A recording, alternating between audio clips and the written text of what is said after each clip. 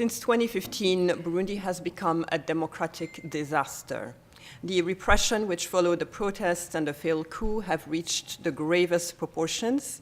As many of you know, the UN Commission of Inquiry believes that crimes against humanity have and continue to be perpetrated by members of the Burundian regime, specifically by the National Police, the National Intelligence Services, and the Presidential Guard. Today, Burundi has become a full-fledged authoritarian regime and a lawless state where self-censorship is the only way to survive. There is no free press, there is no free civil society, the judiciary responds directly to the executive, and since most of the opposition is in exile, the legislative has been captured by the ruling party. Security forces have free license to arrest anyone for any reason, and one of the new tactics of the regime today is torture and enforced disappearance. That means people are captured in broad daylight, they're thrown into police or national intelligence vehicles, often without number plates, never to be seen again. And this has created a climate of extreme fear in the population. Just last week, 3 schoolgirls aged 15, 16, and 17 were arrested. They're currently in jail for allegedly scribbling over the president's photograph in their school manuals. I ask you all today, this is one thing that we can all do. I want you all to tweet and to urge your leaders to speak up against this and to use the hashtag #FreeOurGirls. This is unacceptable. And I cannot think of a better illustration of the state of our democracy today than a president putting children, schoolgirls, in jail for scribbling in their manuals. One human rights organization alone, APRODH, has documented 2,189 targeted killings since the start of the crisis, targeted killings. And these numbers are a gross underestimation, as no human rights organization is currently allowed in the country.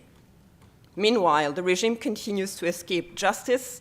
It completely denies these violations. It has pulled out of the ICC. It has refused to allow the UN Commission of Inquiry into the country. It has shut down the UN Office for Human Rights, and it refuses to participate in peace talks. Instead, the regime is on a PR campaign to portray the image as a country at peace. But I'm not here to raise awareness about Burundi. I am here to ask one simple question. Why is the world silent and indifferent on Burundi? This is a silence that enables and emboldens this regime. And so I have come here with an ask for action, concrete action. And here are 3 things that I urge you to urge your governments to do. Number 1, the current leadership is accused of crimes against humanity and has destroyed all pillars of democracy in the past 4 years. It cannot be trusted to organize elections which are planned next year. So I urge you not to support an electoral process which is neither free nor fair. Secondly, the gross human rights violations, including torture and sexual violence, which are committed by our security forces, are very well documented. How then are these same forces deployed in peacekeeping missions around the world?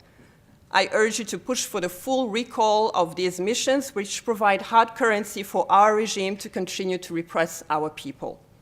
And lastly, 500,000 people have fled Burundi in the course of the past 4 years. But the Burundian refugee crisis today is the least funded in the world. Our people have failed twice, first as victims of the regime, second as refugees. So I urge you to support Burundian refugees who live in inhuman conditions globally.